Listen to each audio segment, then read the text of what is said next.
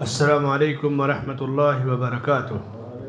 الحمد للہ رب العالمین والعاقبۃ للمتقین والصلاة والسلام علی سید الانبیاء والمرسلین نبینا محمد وعلی آلہ وصحبہ اجمعین، اما بعد۔ اللہ کے فضل اور اس کی توفیق سے الاصول الثلاثہ کے 11ویں درس کی دوسری مجلس میں ہم لوگ حاضر ہیں۔ اس سے پہلی نشست میں ایمان بالملائکہ پر گفتگو ہوئی تھی۔ دین کے 3 اہم اصول: اللہ کو پہچاننا، دین اسلام کو دلیل سے پہچاننا، اور اللہ کے نبی کو پہچاننا۔ تو دین اسلام کو دلیل سے پہچاننے کے لیے اسلام، ایمان، احسان، ان چیزوں کو جاننا ضروری ہے۔ اسلام کا ذکر ہوا، اب ایمان میں ایمان باللہ، ایمان بالملائکہ کی وضاحت ہو گئی۔ اب تیسرا رکن ایمان کا ہے ایمان بالکتب، اللہ کی کتابوں پر ایمان رکھنا۔ یہ کتاب کیا ہے؟ کتاب لکھی جانے والی چیز، وہ چیز جو لکھی ہوئی ہے، بغیر لکھے کتاب نہیں تیار ہوتی۔ اللہ نے آسمان سے 4 کتابیں اتاری: توریت موسیٰ علیہ السلام پر، انجیل عیسیٰ علیہ السلام پر، زبور داؤد علیہ السلام پر، اور قرآن محمد صلی اللہ علیہ وسلم پر۔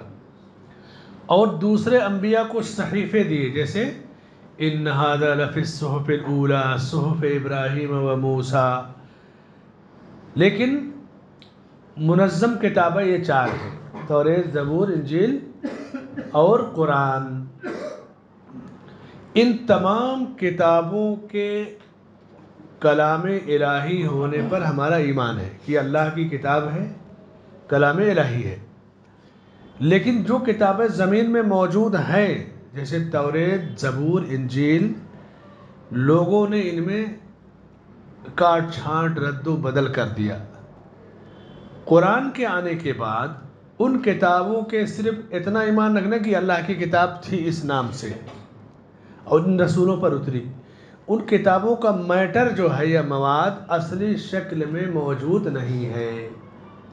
جیسے توریت ہے، توریت 2 حصوں میں ہے: توریت یروشلم یا تلمود بابل، اور انجیل برناباس، انجیل لوقا، انجیل یوحنا، یعنی انجیل بھی 4 ہے، اناجیل اربع جس کو کہتے ہیں۔ اللہ نے جب ایک کتاب اتاری تو 4 کیسے ہو گئی؟ کسی پادری سے انٹرویو میں بہت پہلے کسی عالم نے پوچھا کہ اصلی انجیل کون سی ہے؟ تو دائیں بائیں دیکھ رہا ہے، جواب نہیں دے رہا ہے۔ تو اس نے کہا ان 4 ہی میں اصلی ہے۔ کہا یہ کوئی جواب نہیں ہے۔ جیسے ہم پروف کے ساتھ کہیں گے یہ قرآن اصلی کتاب ہے۔ دنیا کی کسی قوم کے پاس آسمان سے نازل شدہ اصلی کتاب موجود نہیں ہے۔ نام ہے توریت، زبور، انجیل، لیکن اصل شکل میں وہ موجود نہیں ہے۔ ہمیں ان تمام پر ایمان رکھنا ہے کہ اللہ نے آسمان سے یہ کتابیں اتاری ہے، اور ان کتابوں کی تصدیق کرنا، سچا جاننا، لیکن عمل ہم صرف قرآن پر کریں گے۔ کتنی سختی ہے ان کتابوں کو پڑھنے اور عمل کرنے کے بارے میں، ایک اندازہ لگائیے۔ اللہ کے نبی صلی اللہ علیہ وسلم کے زمانے میں عمر بن خطاب رضی اللہ عنہ کو توریت کا کہیں سے نسخہ مل گیا ہے۔ اس کو ایسے تعجب سے دیکھ رہے ہیں، صرف پڑھ نہیں رہے، تلاوت نہیں کر رہے۔ تھوڑا حیرت ہوئی، آپ صلی اللہ علیہ وسلم غضبناک ہو گئے۔ کہا عمر، میں تمہارے درمیان زندہ ہوں، اللہ کا رسول ہوں، قرآن موجود ہے، یہ کیا ہے؟ یعنی آپ صلی اللہ علیہ وسلم اتنا غضبناک ہوئے۔ یہ 1400 سال پہلے کی بات ہے۔ توریت، زبور، انجیل کے صرف ان ناموں پر کہ ان ناموں کی کتابیں اللہ نے اتاری کہ کوئی ایک صفحہ آپ پروف سے نہیں کہہ سکتے کہ صحیح ہے، یہ اصلی شکل میں ہے۔ تو ایمان بالکتب میں یہ ہے کہ ان کتابوں کے کتاب الہی ہونے پر ایمان رکھنا، لیکن ان کا میٹر اور مواد لوگوں نے بدل دیا، اصل شکل میں نہیں ہے۔ کیوں بدل دیا لوگوں نے؟ یہ بھی ایک مسئلہ پیدا ہوتا ہے کہ آخر کیا ضرورت تھی بدلنے کی؟ جواب: لوگوں میں جب دنیا داری بڑھتی گئی، دنیا کی حرص بڑھتی گئی، تو لوگ اللہ کے کلام سے کھلواڑ کرنے لگے۔ آج سماج میں جہاں دنیا داری ہے، آپ دیکھیے قرآن کی تعویذیں لٹکائیں گے، لوگ بیٹھے ہوئے ہیں باقاعدہ تعویذ دینے کے لیے۔ کچھ گھروں میں دیکھیے کعبے کا ماڈل رکھا ہوا ہے، کعبے کے دروازے کا۔ کچھ جگہوں پہ قرآنی دعاؤں کے نام پر بہت ساری خرافاتیں موجود ہیں۔ آپ کسی قبرستان میں جائیے، اب یہاں تو نہیں پتہ، لیکن بمبے کے قبرستان میں، کرلا وغیرہ کے قبرستان میں دیکھتے ہیں وہ لمبی لمبی دعائیں جو کہیں سے ثابت نہیں لکھی ہوئی ہیں، اور تعویذیں جو دی جاتی ہیں، تعویذوں میں ساری خرافاتیں موجود ہوتی ہیں۔ لوگوں سے کہیں گے قرآن ہے اس میں، بعض تعویذوں کو کھول کے دیکھا گیا تو ایسے لکیر کھینچی ہوئی ہے، حسن حسین فاطمہ لکھا ہوا ہے، اور مرید کہے گا کہ یہ تو بہت بڑا کام ہو گیا۔ آسمانی کتابوں میں تبدیلی صرف اس لیے کی گئی کہ لوگ اس کے ذریعے دنیا کمانے کے چکر میں پڑ گئے۔ لوگوں کی معلومات جب کم ہوتی ہے، دین کی جڑیں کمزور ہوتی ہیں، تو جو دینی رہنما یا رہبر ہوتے ہیں، وہ رہبر جو اللہ کا خوف نہیں رکھتے، وہ لوگوں کی عقلوں سے کھلواڑ کرتے ہیں۔ جیسے اندھ بھکتی چل رہی ہے نا ہمارے ملک میں، دین کے نام پہ کیسا انقلاب، کیسی تبدیلی، ملک کی پوری صورتحال آپ دیکھ رہے ہیں نا، کیا ہے کس انداز کی، اس کی تفصیل کی نہ ضرورت ہے نہ یہاں اس کا موقع ہے۔ ہمارا پیارا درس ہے، آپ اچھی طرح جانتے ہیں۔ ایک واقعہ آپ کو بتاؤں کہ کیسے لوگ کھلواڑ کرتے ہیں کتابوں سے، اور اندھ وشواس کیسے پیدا ہوتا ہے۔ ایک قدرت اللہ شہاب تھے، آزادی سے پہلے وہ IAS آفیسر تھے، جھارکھنڈ رانچی وغیرہ کے تھے، اور پھر بٹوارے میں وہ پاکستان چلے گئے تھے، اور غلام محمد، پھر جنرل ایوب، یحییٰ خان، چند لوگوں کے زمانے تک وہ اپنے، یعنی جس کو کہتے ہیں نا کہ گورنر جنرل یا بڑے سربراہ کا سیکریٹری PMO ہاؤس کا، اس پوسٹ پر تھے۔ تو لکھا ہے پوری داستان شہاب نامہ میں، ایک واقعہ لکھا ہے اپنے زمانے کا کہ جس جگہ میں فلاں جگہ ڈیوٹی پر تھا، اور یہ قلم نیا نیا ایجاد ہوا تھا، فونٹن پن۔ فونٹن پن سمجھتے ہیں؟ پہلے زمانے میں 100 سال پہلے لکڑی کو تراش کر کے دوات میں ڈبو کر کے لکھتے تھے۔ اس کے بعد ایک پین آیا جس میں سیاہی بھری جاتی تھی، اس کے بعد لکھتے تھے، ہے نا؟ آپ نے دیکھا ہوگا وہ دور۔ تو لکھا ہے کہ جب فونٹن پین نیا نیا ایجاد ہوا تو پیروں نے کیسے اس سے فائدہ اٹھایا۔ ایک پیر صاحب تعویذ لکھتے تھے اور فونٹن پین کو اپنی کرامت بنا کے پیش کیا۔ جیسے جمعرات کو تعویذ لکھتے تھے، آمد و رفت کی سہولت تو تھی نہیں، 10-20 کلومیٹر سے بیچارہ مرید پیدل چل کے گیا۔ سائیکل وغیرہ بھی آج کے 70-75 سال پہلے عام نہیں تھی نا، پیدل چل کے گیا، تھکا مادہ تعویذ کے لیے۔ پیر صاحب سے کہتا ہے فلاں بیماری ہے، تعویذ چاہیے۔ تو پیر صاحب کیا کرتے کہ پین میں سیاہی بھروا کے رکھ لیتے تھے، مرید کو نہیں پتا کہ فونٹن پین مارکیٹ میں آیا ہے، اور دوات کو خالی رکھ دیتے تھے۔ تو کہتے کہ آج تو سیاہی نہیں ہے میرے پاس، کیسے میں تعویذ لکھوں؟ کیونکہ جانتے تھے لوگ کہ اب قلم کو ڈبو کر لکھتے ہیں۔ کہتے دیکھو دوات خالی ہے، سیاہی کیسے لکھو، کچھ سمجھ میں نہیں آتا، اگلے ہفتہ آؤ اور میں لکھ دوں گا تعویذ۔ اب کوئی 5-7 کلومیٹر 10 کلومیٹر سے پیدل چل کے جائے گا، اگلے ہفتہ پتہ نہیں، بہت بھاری کام تھا نا، اور کسی بھی طرح سے پریشان باہر جانے لگتا تو ہر پیر کے پاس 2-4 ایجنٹ یا دلال ہوتے ہیں، شیطان بھی کہہ سکتے ہیں ان کو، کیا بات ہے تمہارا کام نہیں ہوا؟ نہیں ہوا، پیر صاحب کہنے سیاہی نہیں ہے۔ تو پوچھتا تھا کہ نذرانہ کتنا دیے، بتاتا، بولتا اس کو ڈبل ٹبل کر دو، کرامت ظاہر ہو جائے گی۔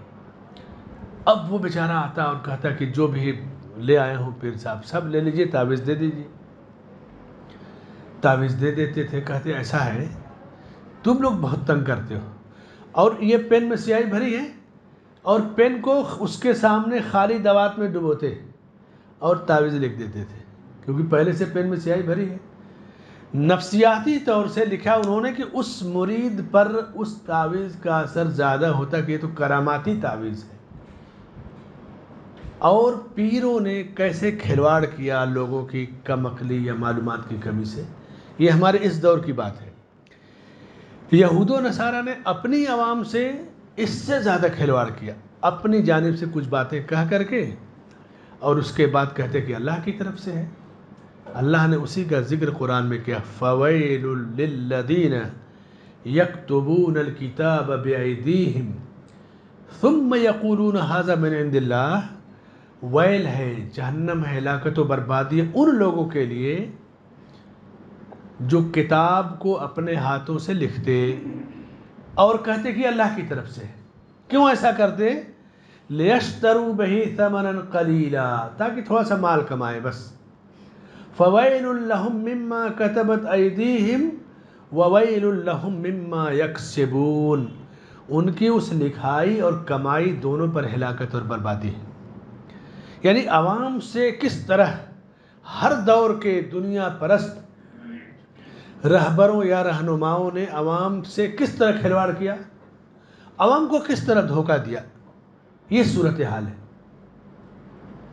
آپ کو حیرت ہوگی، ایک ہفتہ پہلے ایک مسجد میں نماز پڑھا میں نے، اور باہر کھڑے جیسے لوگ مل جاتے، مل گئے، ایک امام صاحب اسی مسجد کے امام صاحب تھے، مل گئے، سلام کلام ہوا۔ میں نے کہا امام صاحب ایک بات ایمانداری سے بتائیے لیکن جواب دینا ہے۔ بولے کیا؟ میں کہا یہ بتائیے کہ یہ جو نماز کے بعد دعا مانگ رہے ہیں آپ زور سے، فرض نماز کے بعد، یہ آپ کی فقہ میں لکھا ہے، واجب ہے، یا صرف عوامی دباؤ کی وجہ سے ایسا کر رہے ہیں؟ مجھے ہاں نہیں میں جواب چاہیے، لکھا ہے تو پروف چاہیے، دباؤ میں ہے تو بھی چاہیے۔ تو مسکرائے، بولے کہ بتاتا ہوں بعد میں۔ میں نے کہا نہیں، یہ اتنی بڑی چیز آپ بعد میں کیا بتائیں گے، ابھی بتائیے۔ تو کہنے لگے نہیں، کہیں نہیں لکھا ہے نماز کے بعد دعا مانگنا جیسے مانگتے ہیں، کہیں نہیں لکھا ہے، کسی بھی فقہ میں نہیں لکھا ہے۔ میں نے کہا پھر کیوں مانگتے ہیں؟ کہتے انتشار ہو جائے گا، عوام بدک جائے گی، اس لیے ہم سوچتے ہیں انتشار نہ ہو۔ یہ اس وقت صورتحال ہے۔ بمبئی کی ایک مسجد میں پوچھا میں نے، جیسے اماموں سے تعارف ہو گیا تو کچھ چیزیں پوچھنے میں کوئی حرج نہیں ہے۔ ایک امام صاحب تھے بہت بڑی مسجد کے، ان کو شیخ صالح فوزان حفظہ اللہ کے الملخص الفقہی، جو فقہ میں کتاب ہے نا، ان کا ایک سیٹ دیا میں نے، میرے پاس دو سیٹ تھا، میں نے کہا یہ لے جائیے آپ پڑھیے، ہو سکتا ہے کچھ آپ کو روشنی ملے۔ شکریہ ادا کیا۔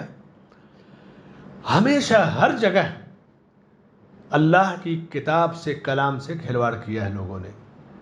یہی ایمان و تقویٰ ہے کہ آدمی ایمانداری سے دین کو پیش کر دے۔ کلام الہی سے یہود و نصارہ نے بھی کھلواڑ کیا، اور اس دور میں بھی کھلواڑ ہو رہا ہے۔ آپ کو حیرت ہوگی کہ ہندوستان میں قرآن کا جب سب سے پہلا ترجمہ ہوا، شاہ ولی اللہ دہلوی رحمۃ اللہ نے فارسی میں ترجمہ کیا۔ پہلے سرکاری زبان یہاں کی فارسی تھی، جیسے آپ ہر جگہ مراٹھی اور انگلش پا رہے ہیں نا، 150-200 سال پہلے ہر جگہ فارسی ملتی تھی۔ پنڈت جواہر لال نہرو کی شادی کا دعوت نامہ فارسی میں چھپا ہے، آج بھی کبھی کبھی سوشل میڈیا پہ آتا ہے۔ کرلا میں فیت والا اہل حدیث مسجد کا جو پرمیشن ہے وہ فارسی میں ہے، آج بھی ریکارڈ میں ان کے موجود ہے۔ فارسی سرکاری زبان تھی۔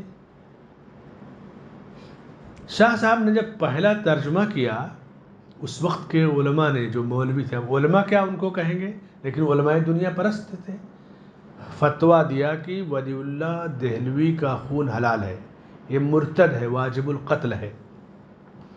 شاہ ولی اللہ دہلوی کہتے ہیں کہ ہندوستان میں اس درجے کا عالم نہیں پیدا ہوا۔ شاہ ولی اللہ، اس کے بعد شاہ اسحاق، اس کے بعد شاہ عبدالعزیز، پھر شاہ اسحاقی سے میاں نذیر حسین محدث دہلوی نے علم حاصل کیا، پھر میاں نذیر حسین محدث دہلوی رحمۃ اللہ علیہ سے علم حاصل کرنے والے بڑے بڑے علماء، مولانا عبد الرحمن مبارک پوری، حافظ عبداللہ غازی پوری، مولانا ثناء اللہ امرتسری، مولانا یہ جو ہے ابراہیم میر سیالکوٹی، بڑے جتنے علماء ہیں یہ شاخیں وہاں سے چھوٹتی ہیں۔ شاہ صاحب نے ترجمہ کیا تو قتل کا فتویٰ آ گیا۔ دلی میں بڑے رئیس گھرانے کے تھے، ایسے عام آدمی نہیں تھے کہ ہر آدمی پہنچ جائے ان تک. ہنگامہ ہوا، بڑی کوشش ہوئی، بہرحال اللہ نے ان کی جان کی حفاظت کی. جب حالات نارمل ہو گئے تو علماء کو بلایا، دعوت لی اور بلایا، آئیے تشریف لائیے. بیٹھے، کھانا پینا ہوا تو ان سے پوچھا کہ میں نے تو قرآن کا ترجمہ کیا ہے تاکہ لوگ سمجھیں اللہ کے کلام کو، اس میں نے کفر کیا ہے کہ میرے قتل کا فتویٰ آپ نے دیا ہے؟ کہا بہت بڑا غلط کام کیا آپ نے. پوچھا وہ کیسے؟ علماء نے کہا کہ اس سے پہلے ہم لوگ جیسے چاہتے تھے عوام کو سمجھا لے جاتے، جو کہہ دیتے مان لیتی تھی. اب ہر آدمی قرآن سمجھنے لگے گا تو ہماری کون سنے گا؟ بس یہی جرم ہے آپ کا. سمجھ رہے ہیں نا؟ یہ ہندوستان کی، ہمارے اس سرزمین کی بات ہے، لیکن اللہ کا کلام ہے. اب جب وہ ترجمے پہ نہیں روک سکے کہ اب تو ترجمہ ہو گیا، پھیل گیا، تو پھر جتنے لوگ آئے دانشور بن کر سب نے ترجمہ تفسیر لکھنا شروع کیا. یعنی اپنے باطل نظریے، اپنے فکر، بدعت، کفر، الہاد، دہریت، کمیونزم، خارجیت، سب کچھ قرآن کی تفسیر کے ذریعے بیان کرنا شروع کیا. سمجھ گئے کہ اب یہ سلسلہ رک نہیں پائے گا. مودودی صاحب نے تفہیم لکھا، اپنی عقل کو استعمال کیا. ان کے ایک شاگرد جو ہے امین حسن اصلاحی، یہ یعنی متاثر تھے، انہوں نے تدبر لکھا. خان صاحب نے تذکیر لکھا، احمد رضا نے کنز الایمان، اور ہر مکتب فکر نے کہ عوام کہیں اور نہ جائے، اپنے الگ الگ انداز میں تفسیر لکھا. مگر ان کے باوجود اللہ کا کلام اپنی تفسیر کے ساتھ موجود ہے. آج بھی عوام جانتی ہے کہ یہ چیزیں خرافات ہیں فلاں فلاں کی تفسیر میں. جو مقبولیت تفسیر ابن کثیر کو ملی وہ کسی اور اردو تفسیر کو نہیں ملی. حالانکہ تفہیم وغیرہ عقلوں سے خطاب کرتے ہیں، یعنی کالج اسٹوڈنٹ وغیرہ پڑھنا چاہیں سائنس ٹیکنالوجی تو وہ جملے بھی ہیں، لیکن وہ تاثیر نہیں ہے. کلام اپنی تفسیر کے ساتھ آسمان سے اترا ہے. علامہ ابن کثیر نے کیا ہے، جیسے ابن جریر اور قرطبی نے قرآن کی تفسیر حدیث سے کیا اور حدیث کو سند کے ساتھ بیان کیا، اور ابن کثیر نے بھی وہی کام کیا ہے. قرآن تفسیر کے ساتھ اترا ہے نا، انسان کی عقل کا محتاج نہیں ہے. کوئی بھی آیت عقلی تفسیر کی محتاج نہیں ہے. انسان کی عقل کہاں اتنی بڑی ہے کہ اللہ کے کلام کی تفسیر کرے؟ اللہ نے تفسیر کے ساتھ اتارا. امام مجاہد عبداللہ بن عباس کے شاگرد رضی اللہ عنہ کے تابعی ہیں. امام مجاہد کہتے ہیں کہ میں نے پورا قرآن عبداللہ بن عباس کے پاس 2 مرتبہ، بعد میں 3 مرتبہ ختم کیا. پڑھنے کا طریقہ یہ ہوتا تھا کہ ایک آیت پڑھ کر کے رک جاتے، کہتے اب اس کی وہ تفسیر بتائیے جسے آپ نے نبی صلی اللہ علیہ وسلم سے سنی. دوسری آیت پڑھ کے رک جاتا، کہتا اب اس کی وہی تفسیر جو آپ نے نبی سے سنی ہے. یعنی نبی نے قرآن تفسیر کے ساتھ پھیلایا اور اللہ نے اتارا. تو کہنے کی ضرورت ہی نہیں کہ اس میں کسی عقل کی گنجائش ہے. کوئی کسی کی تفسیر کی عقل کی کوئی گنجائش نہیں. کلام الہی ہے، تفسیر بھی منزل من السماء، آسمان سے نازل شدہ ہے. تو اللہ نے سارے دروازے بند کر دیے اس کتاب میں گھٹانے بڑھانے کے، اور جس نے بھی گھٹایا بڑھایا وہ ذلیل ہوا، وہ رسوا ہوا، انجام کے لحاظ سے بھی اور آخرت کے لحاظ سے. اللہ کے نبی صلی اللہ علیہ وسلم فرماتے ہیں کہ من قال فی القرآن برأیہ، جس نے قرآن میں اپنی رائے سے کچھ کہا تو اسے چاہیے کہ اپنا ٹھکانہ جہنم بنا لے. کوئی آیت ہماری عقل کی تفسیر کی محتاج نہیں ہے. کوئی سائنس ہے، ٹیکنالوجی، کوئی ریسرچ آ گئی، آپ کہہ سکتے ہیں کہ دیکھیں قرآن میں جو بات پہلے سے بیان کی گئی فلاں ریسرچ میں یہ چیز آئی ہے، یعنی انسان کھوج کر کے بھی وہیں تک پہنچا ہے جو اللہ نے آسمان سے نازل کی. انسان کتنی بھی ریسرچ کر دے، اللہ کے علم سے زیادہ انسان کا علم کیسے ہو سکتا ہے؟ انسان کی ریسرچ تو اللہ کی مخلوق اور کائنات ہی کے بارے میں ہوگی نا. الگ سے کوئی دنیا تو آدمی نہیں پیدا کرے گا. اللہ کی دنیا ہی کی کچھ چیزیں سب کی معلومات برابر نہیں ہوتی ہیں. ایک ڈاکٹر کو انجینئر کا علم نہیں ہوتا، انجینئر کو وکیل کے معلومات نہیں ہوتی ہیں. علوم کی بہت تفصیل ہوتی ہے. اللہ کا کلام قیامت تک کے لیے محفوظ ہے. ایمان کا ایک حصہ ہے اللہ کی کتابوں پر ایمان رکھنا. اللہ کی کتابوں پر ایمان رکھنے کا کیا مطلب ہے، اس کو سمجھنا ضروری ہے۔ پہلی چیز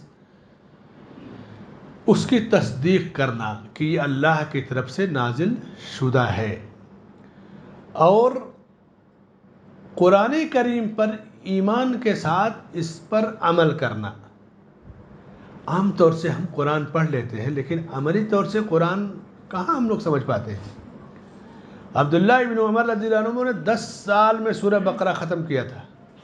کتنے میں؟ 10 سال لگا دیا سورہ بقرہ ختم کرنے میں۔ کیسے؟ ایک آیت پڑھتے، سمجھتے، عمل کرتے، اپنی زندگی میں نافذ کرتے۔ جب تک عمل نہیں کر لیتے آگے نہیں بڑھتے تھے۔ یہ ہے قرآن کا حق۔ امام بخاری جب صحیح بخاری لکھ رہے تھے، جو حدیث لکھتے، جہاں بھی وہ حدیث لکھتے، پہلے اس پر عمل کرتے تھے۔ شکار کرنے کی صید و ذبائح والی حدیث لکھے تو نکل گئے شکار کرنے، اور اس کے بعد جب شکار کر کے آ کر لکھیں گے تو جو لطف ملے گا صرف ایسے ہی نقل کرنے میں وہ بات نہیں رہے گی۔ تو جہاں جو بات لکھنا ہے پہلے اس پہ عمل کر لیتے، عمل کرتے، اس کے بعد پھر غسل کرتے، وضو کرتے، اور پھر بیٹھ کر کے لکھتے تھے۔ تاثیر اللہ کی کتاب سے جتنی محبت پیدا ہوگی اتنا آپ کے اندر ایمان، تقوی، سچائی، امانت داری آئے گی۔ آج کتاب کی تجارت ہو رہی ہے۔ آپ دیکھیں بمبئی کے اندر جو سیٹ ہوتا ہے وہ کچھ نہیں پڑھتا، نہ پڑھتا ہے، نہ نماز پڑھے گا، نہ روزہ۔ مسجد کے مؤذن، ایک امام یا ایک مؤذن 10 دکانوں کو پکڑ لے گا، آئے گا 5 منٹ پڑھے گا دیکھ کر کے، پھر بند کر کے چلا جائے گا، پھر پڑھے گا چلا جائے گا۔ وہ آئے گا مہینے میں پیسہ وصول کر لے گا، وہ سمجھ رہا ہے کہ ہو گیا، قرآن کا حق ادا ہو گیا۔ یعنی یہ بھی ایک کاروبار چل رہا ہے آپ کے شہر میں، ہے کہ نہیں؟ قرآن خوانی کا تو سلسلہ آپ دیکھ رہے ہیں اپنی آنکھوں سے۔ تو اللہ کی کتاب پر ایمان کا تقاضا ہے کہ اللہ کی کتاب کی تصدیق کی جائے، جہاں عمل کا جذبہ ہے، عمل کی بات ہے، عمل کیا جائے، اور اس کتاب کو جب تک مسلمان پکڑے رہے گا، تھامے رہے گا، اللہ اسے ذلت سے بچا لے گا۔ جیسے جیسے ہمارا اس کتاب سے تعلق کمزور ہوگا، ذلت سے کوئی نہیں روک سکتا۔ یہود و نصارہ کی ذلت کا سب سے بڑا جو سبب ہے یا شروعات ہوئی کہ وہ کتاب سے کھلواڑ کرنے لگے، توریت انجیل میں رد و بدل کرنے لگے، اپنے فائدے کے لیے لوگوں کو جملوں میں پیش کرتے کہ یہ اللہ کا کلام ہے، یہ قرآن ہے، یہ توریت ہے، انجیل ہے۔ یہ ایک فتنہ ان کا کتاب کی تحریف کے ساتھ ہوا، اور دوسرا فتنہ ان کا عورتوں سے شروع ہوا، عورتوں سے فتنہ شروع ہوا۔ آج دونوں فتنے، عورتوں کا فتنہ آپ دیکھیے اس امت کے اندر کتنا خطرناک ہے، کتاب کے ساتھ کھلواڑ کی تو ساری شکلیں آپ کے دیکھ رہے ہیں سماج کے اندر۔ تو اللہ کی کتابوں پر ایمان اگر حقیقی ہے تو کوئی کتاب سے کھلواڑ نہیں کرے گا، کبھی تعویذ بھی نہیں بنائے گا اس کی، کبھی اس کا نقشہ بھی نہیں بنائے گا، جھوٹی کرامتیں بھی نہیں، کچھ نہیں کرے گا۔ کتاب کا ایک تقدس ہونا چاہیے، ایمان اور عمل، یہ ہے کتاب۔ جبریل کے ذریعے اللہ نے آسمان سے اتارا۔ اس کتاب پر ایمان رکھنے کا دوسرا پہلا فائدہ یہ کہ ناموں کے ساتھ اس کو جانا جائے، دوسرا ہے کہ عمل کیا جائے جہاں عمل کی بات ہے، تیسری چیز کہ اللہ نے جو چیز نازل کی اس سے بندہ راضی ہو جائے، آپ کے موافق ہو یا مخالف ہو، آپ کے سمجھ میں آیا نہ آئے، بس اللہ کا کلام ہے ہمارے لیے کافی ہے۔ انما کان قول المؤمنین اذا دعوا الى اللہ ورسولہ ان یقولوا سمعنا واطعنا۔ ایمان والوں کی شان کہ جب ان کو اللہ اس کے رسول کی طرف بلایا جائے تو کہیں کہ ہم نے سنا اور مان لیا۔ اس قرآن کی ایک اور بڑی خوبی یہ ہے، بہت پیاری خوبی، کہ پچھلی آسمانی کتابوں کی تصدیق کرتی ہے کہ ہاں وہ آسمانی کتابیں تھیں، رسولوں پر نازل ہوئیں، اور اس امت کی یہی ایک خوبی اور بڑی ہے کہ سارے رسولوں پر ایمان لانا ہمارے ایمان کا حصہ ہے۔ یعنی کسی رسول کو ہم نہیں جھٹلاتے، نہ کسی کتاب کو جھٹلاتے۔ جو مقام و مرتبہ ایک مسلمان کے دل میں محمد عربی صلی اللہ علیہ وسلم کا ہے، وہی مقام و مرتبہ موسیٰ اور عیسیٰ اور ابراہیم علیہ السلام کا بھی ہمارے دل میں ہے کہ یہ بھی اللہ کے رسول تھے، لیکن ہم قرآن کریم پر اور اس کی ہدایتوں پر عمل کریں گے۔ انسان جب ایمان بالکتب، اللہ کی آسمانی کتابوں پر اس کا ایمان مضبوط ہوگا تو اس کی زندگی میں کچھ تبدیلیاں آئیں گی، کچھ اس کو خوبیاں اور فضیلتیں ملیں گی۔ نمبر ایک، اللہ کی حکمت اور قدرت کو جانے گا وہ، کہ اللہ نے ہر دور میں، ساری کتابوں میں ایک ہی پیغام نہیں ہے، توحید اور رسالت کا پیغام ایک ہے، لیکن احکام، مسائل، وقت، حالات اور ضرورت کے لحاظ سے چیزیں بیان کی گئی۔ اللہ کتنا بڑا حکیم ہے کہ جس امت کے لیے جو چیز مناسب سمجھی وہ چیز عطا فرمائی۔ تو آسمانی کتابوں پر ایمان سے اللہ کی حکمت کو بندہ سمجھے گا، اور اس کے بعد اللہ کی حکمت کیا ہے، جو چیز جس کو شوٹ کرتی ہے اسی لحاظ سے وہ چیز نازل کی ہے۔ لِكُلٍّ جَعَلْنَا مِنْكُمْ شِرْعَةً وَمِنْهَاجًا۔ تو آسمانی کتابوں کا یہ ذکر ہوا۔ اللہ کی ساری آسمانی کتابوں پر ایمان رکھنا، قرآن سے محبت کرنا، عمل کرنا، پڑھنا۔ آپ کو واقعہ پتہ ہوگا نا کہ اس وقت صورتحال ہماری کہاں پہنچی ہے۔ کسی اسکول میں سوشل میڈیا پہ بھی آیا تھا کہ ایک لائبریری قائم ہوئی چھوٹی سی، تو ٹیچر نے کہا کہ آپ بچوں سے کلاس میں کہا کہ آپ کے گھروں میں جو کتابیں نہیں پڑھی جاتی رکھی ہیں اسے لے آئیے، اسکول کی لائبریری میں رکھ دیں گے۔ سارے بچے اپنے گھر سے قرآن شریف اٹھا لائے، قرآن کا نسخہ اٹھا لائے۔ ٹیچر نے کہا یہ کیا بات ہے؟ کہا کہ یہی ایک کتاب ہے جسے ہم سال بھر رکھا ہوا دیکھتے ہیں، پڑھی نہیں جاتی کبھی، تو آپ نے کہا تھا کہ جو کتاب نہیں پڑھی جاتی وہ لے آؤ، تو ہمارے گھر میں بس باندھ کے رکھا ہوا ہے یہ نسخہ اور لے کے آ گئے۔ یہ کتنا خطرناک شاٹ و پیغام ہے کہ امت کہاں پہنچ گئی، کہ آج جب سوال ہوتا ہے کہ کتاب کون سی نہیں پڑھی جاتی وہ لے آؤ، تو ہمارے بچوں کا سادہ ذہن قرآن کی طرف جاتا ہے۔ اگر ہم پڑھتے تھے وہ ایسا کرتے ہیں؟ ایک زمانہ تھا جب اقوام متحدہ UN قائم ہو رہا تھا، دوسری جنگ عظیم کے بعد اقوام متحدہ قائم کیا گیا، تو ہر ملک سے اس کا دستور مانگا گیا باعلاج۔ ہر ملک اپنا اپنے دستور دے کیسے کیسے حکومت کرتے ہیں۔ اس زمانے میں سعودی عرب نے قرآن کا ایک نسخہ ان کو بھیج دیا۔ انہیں بھی بڑی حیرت ہوئی کہ ہم نے آپ کا دستور مانگا تھا باعلاج، تو یہ کیا بھیج دیا؟ تو کہا کہ یہی ہمارا دستور، ہم اسی لحاظ سے حکومت کرتے ہیں۔ ایک زمانہ وہ تھا۔ مسلمان جتنا زیادہ قرآن سے قریب رہے گا اتنا ہی زیادہ اللہ تعالیٰ اسے عزت دے گا۔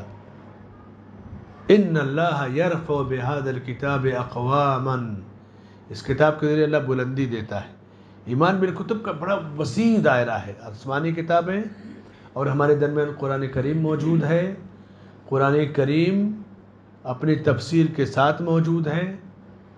ہماری مصیبت تو یہ ہے کہ اگر نماز سے باہر نکلیں اور مصلیوں کا سروے کریں کہ آج پہلی رکعت میں کون سی سورہ پڑھی گئی، دوسری میں کون سی، تو ہم شاید مسجد کے باہر بھی نہ بتا پائیں کہ کیا پڑھا گیا تھا۔ اس وقت ہم ذہنی طور سے غائب رہتے ہیں۔ عمومی طور سے آپ دیکھیے یہی صورتحال ہے۔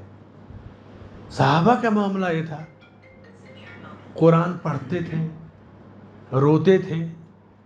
آج بھی عرب کے اندر بہت سارے لوگ قرآن پڑھتے ہیں، روتے ہیں، بار بار ہم پڑھتے ہیں الحمدللہ رب العالمین الرحمن الرحیم مالک یوم الدین۔ حرم کے ایک امام ہے، میں تو انہیں 25-30 سال سے دیکھ رہا ہوں، اکثر و بیشتر جب مالک یوم الدین پر وہ پہنچتے ہیں تو رقت طاری ہو جاتی ہے۔ اکثر و بیشتر تراویح میں یا عام ایام میں مالک یوم الدین، وہ اللہ بدلے کے دن کا مالک ہے، اس پہ ان کی ہچکیاں بن جاتی ہیں۔ اکثر و بیشتر ایسا ہوتا ہے۔ شریم صاحب، سعود شریم صاحب کی اکثر تلاوتیں آپ سنیں گے، مالک یوم الدین پہ رقت طاری ہوتی ہے۔ کیوں؟ جب آپ غور کریں گے اس کی معنویت پر تو ظاہر سی بات ہے کہ اس کی تاثیر آپ کے دلوں پر آئے گی. نہیں غور کریں گے تو کچھ نہیں فرق پڑنے والا ہے. تو ایمان کا تیسرا رکن، پہلا اللہ پر ایمان، یہ ہو گیا. اللہ کے فرشتوں پر ایمان، اس کی بھی تفصیل ہو گئی. اللہ کی کتابوں پر ایمان. اب آئیے چوتھا جو رکن ہے، اللہ کے رسولوں پر ایمان. اللہ کے رسولوں پر ایمان، اللہ کے پہلے رسول نوح علیہ السلام اور آخری رسول محمد عربی صلی اللہ علیہ وسلم ہے. یعنی رسالت نوح علیہ السلام سے شروع ہو کر محمد صلی اللہ علیہ وسلم پر ختم ہو جاتی ہے. اِنَّا أَوْحَيْنَا إِلَيْكَ كَمَا أَوْحَيْنَا إِلَى نُوحٍ وَالنَّبِيِّينَ مِن بَعْدِهِ، ہم نے آپ کی طرف وحی کی جس طرح نوح علیہ السلام پر کی اور ان کے بعد کے نبیوں پر کی. نوح علیہ السلام سے رسالت شروع ہوتی ہے اور ہم تمام رسولوں پر، نوح علیہ السلام، موسیٰ علیہ السلام، عیسیٰ علیہ السلام، ابراہیم علیہ السلام، رسولوں کی ایک لمبی لسٹ ہے. رسولوں میں 5 اولو العزم رسول ہیں، یعنی سب سے اعلیٰ درجے کے، جیسے وزیروں میں کیبنٹ منسٹر ہوتے ہیں. اور یہ سمجھانے کے لیے کہہ رہا ہوں، ورنہ رسولوں کا درجہ تو اتنا بلند ہے کہ کسی کی مثال کی ضرورت نہیں. تو 5 اولو العزم رسول، نوح علیہ السلام، موسیٰ علیہ السلام، عیسیٰ علیہ السلام، ابراہیم علیہ السلام اور محمد عربی صلی اللہ علیہ وسلم، یہ 5 اولو العزم رسول ہیں. ان 5 اولو العزم رسولوں میں سب سے اونچا درجہ ہمارے نبی محمد صلی اللہ علیہ وسلم کا ہے. اور اب اندازہ کیجئے کہ اللہ نے کتنا بلند مقام دیا ہے نبی کو. آپ کہتے کہ میں تمام اولاد آدم کا سردار ہوں، معمولی بات نہیں ہے. موجودہ دنیا 7 ارب کی ہے، جب سے بنی ہے پتہ نہیں کتنے ارب لوگ آئے، کتنے رہیں گے. تمام کی سرداری نبی کریم صلی اللہ علیہ وسلم کو اللہ نے دی. اور اس کے بعد یہ بات فخر کے طور پر نہیں بیان کرتے، اللہ نے نوازا ہے آپ کو. رسولوں میں اولو العزم رسولوں میں ہمارے نبی محمد صلی اللہ علیہ وسلم. جنت کا دروازہ سب سے پہلے آپ کھولیں گے. کتنا اونچا مقام ہے. لیکن یہاں ایک اور چیز جان لیں، عورتوں کو کہیں شریعت نے نظر انداز نہیں کیا ہے. حدیث میں ہے، بڑی مشہور حدیث ہے کہ جنت کا دروازہ سب سے پہلے میں کھولوں گا اور میرے پاس، میرے بغل میں یا پیچھے ایک عورت آ کر کھڑی ہو جائے گی میرے بعد جنت میں جانے کے لیے. میں پوچھوں گا، ارے تم کون ہو؟ یہ اونچا مقام، یہ اونچا درجہ تم کو کیسے ملا؟ وہ کہے گی میں وہ بیوہ عورت ہوں جس نے اپنے شوہر کی وفات کے بعد شوہر کے چھوڑے ہوئے بچوں کی بہترین تربیت کی. میرے صبر ضبط کا اللہ نے مجھے یہ انعام دیا ہے. اللہ تعالیٰ کسی کو آزماتا ہے دنیا میں تو صبر کا بدلہ مقام بھی. اب سوچو کہ نبی کے بعد ایک عورت کھڑی ہے جنت میں جانے کے لیے. اتنا اونچا مقام ہے کسی مذہب میں عورت کے لیے؟ کتنا بلند مقام ہے. تو نبیوں میں خاتم النبیین اللہ کے نبی صلی اللہ علیہ وسلم ہے. آپ کے بعد کوئی نبی نہیں. لا نبی بعدی، میرے بعد کوئی نبی نہیں. اب اس کے بعد اگر کوئی نبوت کا دعویٰ کرتا ہے تو وہ جھوٹا ہے. آپ نے پیشین گوئی بھی کہ میرے بعد جھوٹے نبی پیدا ہوں گے. جیسے ہندوستان میں ایک نبی غلام احمد قادیانی جھوٹا نبی پیدا ہوا. مسلمہ کذاب ابو بکر رضی اللہ عنہ کے زمانے میں پیدا ہوا اور اس کو پھر قتل کیا گیا. وقفے وقفے سے نبوت کا دعویٰ کرنے والے لوگ پیدا ہوتے رہیں گے، مگر یہ جھوٹے لوگ ہیں. آپ خاتم النبیین، قرآن اللہ کی آخری کتاب ہے. ایک مرتبہ ایک عورت نے دعویٰ کیا کہ میں نبیہ ہوں، تو لوگوں نے کہا جو حدیث ہے کہ آخری نبی، اللہ کے نبی آخری نبی ہے. تو اس نے عقل سے جواب کیا دیا جانتے ہیں؟ آپ نے یہ کہا کہ نبی نہیں کہ پیدا ہوگا. یہ تو نہیں کہا نا کہ کوئی نبیہ نہیں آئے گی، نبیہ نہیں آئے گی. تو یہ تو واضح ہے کہ اللہ نے نبی عورتوں کو نہیں بنایا، تو نبیہ نہیں آئے گی، اس کی ضرورت ہی کیا ہے. تو اس طرح ریجیکٹ کی گئی. وقفے وقفے سے فتنہ آتے رہتا ہے. آخری نبی محمد صلی اللہ علیہ وسلم ہیں، پہلے نبی آدم علیہ السلام ہے، اور پہلے رسول نوح علیہ السلام ہے، آخری رسول محمد صلی اللہ علیہ وسلم ہے. بعض انبیاء ایسے تھے جو نبی بھی تھے رسول بھی تھے، بعض صرف نبی ہوتے تھے. رسول نبی سے بلند ہوتا ہے، اللہ اسے حکم دیتا ہے دعوت کا، اور نبی رسول کے بعد ہوتا ہے. بعض دفعہ ایک ایک دور میں کئی بھی نبی ایک ساتھ تھے.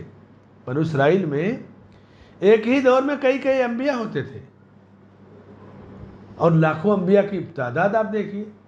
اسی لیے جو لوگ عید میلاد مناتے ہیں ان سے جب کہا جائے کہ بھائی 1,00,000 سے زیادہ نبی آئے، سارے نبیوں سے ہمیں محبت ہے، تو اگر ہم سارے نبیوں کا عید میلاد منائیں گے تو 1,00,000 سے زیادہ نبی آئے، 1,24,000 20,000 22,000 جو بھی، سال میں 360 دن ہوتا ہے، تو ایک دن میں ہم کتنے لوگوں کا جو ہے عید میلاد منائیں گے؟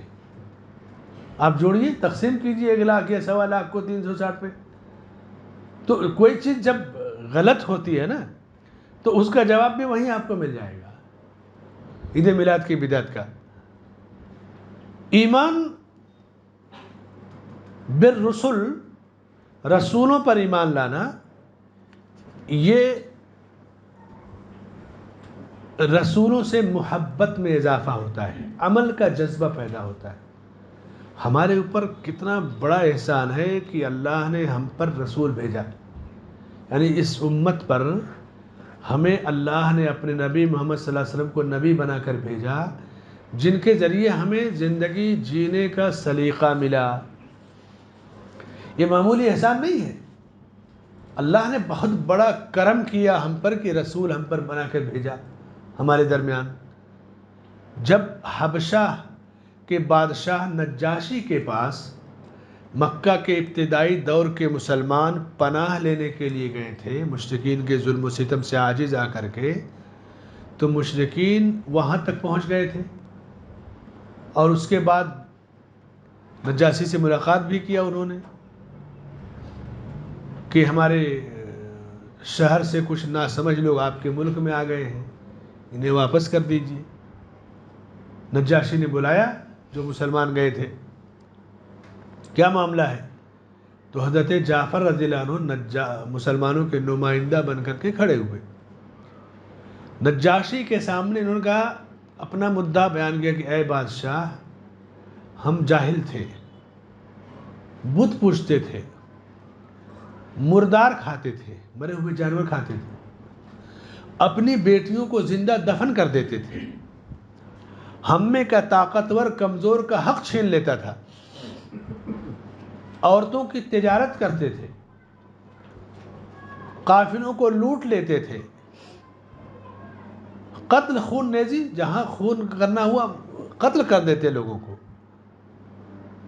اللہ کو ہماری اس حالت پر رحم آیا کہ یہ کون سی زندگی انسان گزار رہا ہے. اللہ نے ہم پر ایک رسول بھیجا، جس رسول نے کہا کہ لوگوں بتوں کی پوجا مت کرو، ایک اللہ کی عبادت کرو. اللہ کے اس رسول نے ہمیں بتایا کہ بیٹیوں کو زندہ مت دفن کرو، بیٹیاں رحمت ہیں اللہ کی، قافلوں کو نہ لوٹو، ناحق خون نہ بہاؤ. ہم کو رسول کی باتیں پسند آئیں، ہم اس پر ایمان لائے، اور جب سے ایمان لائے ہماری قوم ہمارے پیچھے پڑ گئی. یعنی پوری تفصیل، کتنا بڑا احسان اللہ نے کیا. نجاشی نے کہا ٹھیک ہے جاؤ. مشرکین سے کہا کہ آپ واپس جاؤ، ان کو میں تمہارے پاس نہیں بھیجوں گا. اب مشرکین واپس آنے سے پہلے پھر جانتے تھے کہ نجاشی جو ہے نصرانی ہے، عیسائی ہے. کہا کہ اے بادشاہ، یہ آپ کے نبی عیسیٰ علیہ السلام کے بارے میں بھی غلط عقیدہ رکھتے ہیں. نجاشی نے پھر بلوایا حضرت جعفر کو. کہا کیا کہتے ہو تم عیسیٰ علیہ السلام کے بارے میں؟ کہا ہمارے نبی نے بتایا کہ عیسیٰ علیہ السلام اللہ کے بندے اور رسول ہیں، اور اللہ کا کلمہ ہے، روح ہے جسے مریم کی طرف اس نے پھونکا اور ڈالا، القاء کیا، اور عیسیٰ علیہ السلام پیدا ہوئے. نجاشی نے ایک زمین سے تنکا اٹھایا، کہا کہ جتنا کہہ رہے ہو عیسیٰ علیہ السلام اس سے زیادہ نہیں تھے. کہا جاؤ ان کو واپس نہیں کروں گا. تو وہ ابتدائی دور جب حضرت جعفر نے بیان کیا اس بات کو کہ ہم اتنے جاہل تھے کہ بیٹیوں کو گڈھا کھود کے دفن کر دیتے تھے، مر گیا جانور مرا ہوا مردار کھا لیتے، قافلے لوٹ لیتے، طاقتور کمزور کو ہڑپ کر لیتا، مار ڈالتا، کوئی کچھ نہیں کہتا، اپنے ہاتھوں سے بت بنا کر پوجتے تھے. پوری جب تفصیل بیان کیا تو نجاشی رونے لگا کہ کتنا محسن اور کتنا پیارا رسول ہے جو یہ باتیں بتا رہا ہے. اسی لیے اب تاریخ میں دیکھیں کہ نجاشی کی غائبانہ جنازہ آپ صلی اللہ علیہ وسلم نے پڑھی تھی. اہل علم نے لکھا کہ نجاشی اسلام لایا، اس کے اسلام پر احسانات تھے، اللہ نے اس احسان کا بدلہ نبی سے دلوایا. تو نبی کی رسالت، رسول نے جتنا بڑا احسان کیا اس کائنات پر، اس احسان کا بدلہ ہم نہیں دے سکتے. کثرت سے ہم آپ کی اتباع کریں، آپ پر درود و سلام بھیجیں. ہندوستان جیسے ملک میں یہاں کی عورتوں پر بھی رسول کا احسان ہے، ہندو عورتوں پر. مسلمانوں پر تو ہے ہی کہ جس کے 4 بیٹیاں ہوں، ان کی پرورش کیا تو اس کے لیے جنت ہے. اس سے بڑا احسان کیا ہے، خوشخبری کیا ہے؟ ہندو دھرم میں جب کسی عورت کا شوہر مر جاتا، بیوہ یا ودھوا عورت کو، شوہر کو جب آگ میں جلاتے تھے تو یا جو دھرم گرو ہوتے تھے ان کے جیسے پنڈت وغیرہ، یہ فیصلہ دیتے کہ یہ عورت منحوس ہے، اس لیے اس کا شوہر مر گیا ہے، تو اس کی آگ میں، اس کی چتا میں اس کو بھی جلا دیا جائے. یہ چیز دھرم کے طور پر تھی، ستی کی رسم، زندہ جلا دینا. وہ عورت چیختی چلاتی میرا کیا قصور ہے، لیکن کہتے تو منحوس ہے اس لیے تیرا شوہر مر گیا ہے، اسی میں ڈھکیل دیتے، جلا دیتے تھے.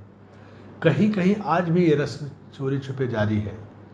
ستی جیسے ہمارے قبرستان ہے نا، شمشان ہے، اسی طرح ستی کے نام سے بڑے بڑے میدان ہیں. آج بھی ہے بڑی قوموں میں ستی کا میدان آج بھی ہے کہ یہاں جلایا جاتا تھا. یہ رسم کیسے ختم ہوئی؟ ہندوستان میں جب اسلام آیا، مسلمان آئے، تو ہندو مسلمانوں کے ساتھ جب رہنے لگے، کلچر، ماحول، پڑوس، کاروبار سب مل گیا، مکس ہو گیا، تو ہندو عورتوں نے اور مردوں نے دیکھا کہ مسلمانوں میں تو ایسا کچھ نہیں ہے. شوہر مر گیا اس کا قصور ہے، بیوی شادی کے لائق ہے تو شادی کر دیتے ہیں، شادی کے لائق نہیں ہے، بچے وغیرہ بڑے ہو گئے تو گزار لیتی ہے بچوں کے ساتھ. تو مسلمانوں کے ماحول نے، مسلمانوں کے کلچر نے ہندوستان کی ہندو عورتوں کو جلنے سے بچایا ہے. جی اکبر بادشاہ تھا نا، اس نے یہ بند کروایا. دیکھیے بادشاہوں کا، سیاسی لوگوں کا، یہ سب الگ میٹر ہے. اسلام، مسلمانوں کا کلچر، ہر ملک ہر زمانے میں بادشاہوں کے الگ الگ قوانین ہوتے تھے. اب کسی بھی بادشاہ کا کھوجیں گے تو 2-4 چیزیں پلس مائنس سب پا جائیں گے. ہماری گفتگو وہ تاریخ کا موضوع نہیں ہے. رسول کا احسان اس ملک کی ہندو عورت پر بھی ہے، کتنا بڑا احسان ہے، اور مسلمانوں پر تو ہے ہی احسان. تو ایمان بالرسل، رسولوں پر ایمان لانے سے ایک تاریخ ابھرتی ہے کہ کتنا بڑا احسان میرے اوپر رسول کا ہے کہ مجھے حیوان اور جانور بننے سے بچا لیا، ہماری عورتوں کو جو ہے بکنے سے اور قتل ہونے سے، زندہ دفن ہونے سے بچا لیا.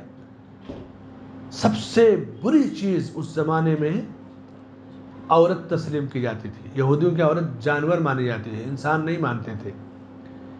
اسلام نے کہا کہ جنت جیسی نعمت، کتنی بڑی نعمت ہے، اٹھا کے قدموں میں ڈال دیا، ماؤں کے قدموں میں، چلو جنت یہاں ہے.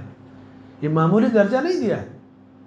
یہ حدیث درست نہیں ہے لیکن مفہوم درست ہے کہ کسی کے پیر کے نیچے جنت آ جائے، جو کہ سب سے بڑی نعمت ہے، کیونکہ ماں کا مقام و مرتبہ مقرر کرنا تھا، سمجھانا تھا. بیٹی کی پرورش پر جنت مل جائے، بھائی جتنا وراثت میں حصہ پائے گا اس کا نصف حصہ بہن کو ملنا ہے باپ کی جائیداد سے، کہیں پر بھی اسے محروم نہیں رکھا ہے. تو رسول سے محبت اسی وقت پیدا ہوگی جب ہم رسول کے احسانات کو جانیں گے، کتنے بڑے بڑے احسانات رسول نے ہم پر کیے قیامت کے دن، یہ تو دنیا کے احسانات ہیں، قیامت کے دن صحیح بخاری کی مشہور حدیث ہے کتاب التوحید میں، انس بن مالک رضی اللہ عنہ کہتے ہیں کہ اللہ کے نبی صلی اللہ علیہ وسلم نے قیامت کا ذکر کیا کہ لوگ قیامت کے دن سب سے پہلے آدم علیہ السلام کے پاس جائیں گے سفارش کے لیے کہ ہم گناہ گاروں کی سفارش کر دیجیے، آپ پہلے نبی ہیں، اللہ نے آپ کو ہاتھوں سے اپنے ہاتھ سے پیدا کیا، پہلے انسان ہیں۔ آدم علیہ السلام کہیں گے نہیں، میں معذرت کرتا ہوں، نہیں جاؤں گا، میرا رب مجھ سے ناراض ہے، نہیں جائیں گے۔ نوح علیہ السلام کے پاس لوگ آئیں گے، وہ دن کتنا خطرناک ہوگا، اس میدان محشر میں لوگ نوح علیہ السلام کے پاس، آدم علیہ السلام عذر پیش کر دیں گے، نہیں میں نہیں، میری ہمت نہیں، نوح علیہ السلام کے پاس آئیں گے، کہیں گے آپ پہلے رسول ہیں، آپ ہماری سفارش کیجیے، نوح علیہ السلام بھی معذرت کر دیں گے۔ موسیٰ علیہ السلام کے پاس آئیں گے، آپ ہماری سفارش کیجیے، وہ بھی معذرت کر دیں گے، عیسیٰ علیہ السلام کے پاس آئیں گے، اس طرح ایک سلسلہ رہے گا رسولوں کا۔ آخر میں محمد عربی صلی اللہ علیہ وسلم کے پاس آئیں گے کہ آپ خاتم الرسول ہیں، آپ ہمارے حق میں سفارش کیجیے۔ اللہ کے نبی صلی اللہ علیہ وسلم فرماتے ہیں کہ میں اس وقت سجدے میں گر جاؤں گا اور دیر تک سجدہ کروں گا، یہاں تک کہ میرا رب مجھے حکم دے گا کہ اے محمد صلی اللہ علیہ وسلم سجدے سے سر اٹھائیے، مانگیے دیا جائے گا، سفارش کیجیے سفارش قبول کی جائے گی، اور پھر میں سفارش کروں گا۔ تو یہ رسول کا احسانات دنیا کے علاوہ آخرت میں بھی ہم پر ہے۔ یہاں ایک نقطہ اور سمجھ لیں، جو لوگ کہتے ہیں کہ پیر سفارش کریں گے، کچھ لوگ اپنے گھروں میں پیر کی تصویر لگائے رہتے ہیں کہ پیر جنت میں لے کے جائیں گے، کچھ لوگ کہیں گے پیر جس کا نہیں ہے اس کا پیر شیطان ہوتا ہے، یہ سب خرافاتیں ہیں۔ جب موسیٰ علیہ السلام، عیسیٰ علیہ السلام، نوح علیہ السلام، آدم علیہ السلام سفارش نہیں کر پائیں گے جو کہ رسول اور نبی ہیں، تو کون سا پیر اتنا پاورفل ہے جو نبیوں سے زیادہ طاقت رکھتا ہے؟ کہیں گے عبد القادر جیلانی رحمۃ اللہ علیہ کا جو مرید ہوگا غوث پاک کا، وہ جنت میں جائے گا سیدھے، فرشتے کہیں گے آؤ ادھر آؤ۔ یہ سب جہالت ہے، عوام کو گمراہ کرنے کے راستے ہیں۔ رسولوں سے محبت، ان پر ایمان لانا، یہ ایمان کا ایک حصہ اور جز ہے۔ رسول بشر ہوتے تھے۔ یہاں ایک عقیدہ سمجھ لیں کہ مشرکین مکہ اس بات پر تعجب کرتے کہ ابشر یہدوننا، کیا بشر ہمیں ہدایت دے گا؟ یعنی بشر کو وہ رسول ماننے کے لیے تیار نہیں تھے کہ رسول تو کوئی اور ہونا چاہیے۔ آج کیا ہے بہت سارے لوگوں کا عقیدہ کہ رسول تم بشر کہہ رہے ہو، رسول بشر کیسے ہو سکتے ہیں؟ وہ کہتے ہیں کہ بشر رسول نہیں ہو سکتا، آج کہہ رہے ہیں کہ رسول بشر نہیں ہو سکتے، یعنی عقیدہ وہی ہے، لفظ پلٹا گیا ہے۔ قل انما انا بشر مثلکم، کہہ دیجئے میں تمہاری طرح بشر ہوں، یعنی جو بشری ضروریات ہیں، انسانی ضروریات، کھانے کی، پینے کی، سونے کی، شادی بیاہ کی، ان میں تمہاری ہی طرح ہوں۔ رسالت کی وجہ سے اللہ نے میرا مقام بلند کیا ہے، ان میں برابر نہیں ہوں، میرے پاس وحی آتی ہے، میں اللہ کا رسول ہوں، نبیوں رسولوں کے سب میں ہوں۔ یعنی یہ کہنا کہ ہماری طرح بشر تھے، یہ بھی نہیں کہنا چاہیے۔ بشری ضرورتوں میں آپ بشر کی طرح سے تھے، کھانے پینے سونے شادی بیاہ میں، لیکن بشر سے اونچا مقام آپ کا رسول ہونے کی حیثیت سے تھا۔ سمجھ رہے ہیں نا؟ بہت سارے لوگ جب گفتگو کریں گا رسول تو ہماری طرح بشر تھے، نہیں میرے بھائیوں، یہ جملہ بظاہر گرچہ سچا ہے، لیکن اس جملے کی آڑ میں کہیں نہ کہیں رسول کی توہین ہو جاتی ہے۔ آپ کہہ سکتے ہیں کہ رسول بشری ضرورتوں میں، انسانوں کی جو ضرورتیں ہیں ان میں بشر تھے، کھانے پینے سونے شادی بیاہ میں، لیکن مقام و مرتبہ سارے بشر سارے انسانوں سے بلند تھا۔ یہ احترام کا تقاضا ہے رسول کا، اس کے بغیر آپ رسول کی محبت نہیں پا سکتے۔ یعنی وہ ایسے بشر جن کی طرح کوئی بشر نہیں، بشر تو ہیں مگر ان کی طرح کوئی بشر نہیں ہے۔ یہ جملہ آپ استعمال کر سکتے ہیں۔ رسولوں پر ایمان جب لائیں گے تو رسولوں پر ایمان لانے کا سب سے بڑا فائدہ یہ ہوگا کہ آپ کو حق پہچاننے میں آسانی ہوگی۔ بغیر رسولوں پر ایمان لائے آپ حق نہیں پہچان سکتے، کیونکہ رسول سے محبت نہیں، ایمان نہیں، تو آپ ان کی بات کو کیسے قبول کریں گے؟ منکر حدیث، منکر قرآن، ملحد، دہریہ، کیسے وہ جانے گا حق کیا ہے؟ تو رسولوں پر ایمان لانے کا جو بڑا فائدہ ہوگا کہ آپ حق کو پہچان سکیں گے۔ پچھلی قوموں میں جن قوموں نے رسولوں کو جھٹلایا وہ حق کو پانے سے محروم ہو گئے۔ کذبت قوم نوح المرسلین، نوح علیہ السلام کی قوم نے رسولوں کو جھٹلایا۔ رسولوں میں جو بھی انبیاء یا رسول آئے زمین کے اندر، ابراہیم علیہ السلام، موسیٰ علیہ السلام، عیسیٰ علیہ السلام اور سارے انبیاء اور رسول، یہ تمام کے تمام اللہ کے مقدس رسول تھے۔ ان تمام سے محبت کرنا، ان کی باتوں کی تصدیق کرنا، ان پر ایمان لانا۔ اب آپ دیکھیے پوری زندگی ہماری ایمانی، پورا قرآن ابراہیم علیہ السلام، موسیٰ علیہ السلام، عیسیٰ علیہ السلام، نوح علیہ السلام، شعیب علیہ السلام سے رسولوں کے ارد گرد گھومتا ہے۔ پورے قرآن کو اللہ نے 3 حصوں میں تقسیم کیا ہے۔ پورا قرآن 3 ہی باتیں پورے قرآن میں ہیں۔ پہلی بات توحید کا پیغام، دوسری بات رسالت، رسولوں کا پیغام، اور توحید رسولوں سے ملی، تیسری بات آخرت، ایمان بالآخرہ، یہ عقیدہ بھی آخرت کا رسولوں سے ملا، توحید بھی رسولوں سے ملی، توحید، رسالت، آخرت، یہی 3 چیزیں اللہ نے عمومی طور سے قرآن میں اتاری ہیں۔ تو رسولوں پر جب ایمان مضبوط ہوگا تو توحید بھی آسانی سے سمجھیں گے، آخرت پر بھی ایمان مضبوط ہوگا، اور ایمان کی آپ کو لذت ملے گی۔ اور رسولوں پر ایمان لانے کا ایک بڑا فائدہ یہ ہوگا کہ بندہ اللہ کی رحمت اور شفقت کو جانے گا۔ کتنا بڑا رحیم ہے اللہ تعالیٰ، کہ مشکل پیدا ہوتی اور اللہ حل پیدا کرتا تھا۔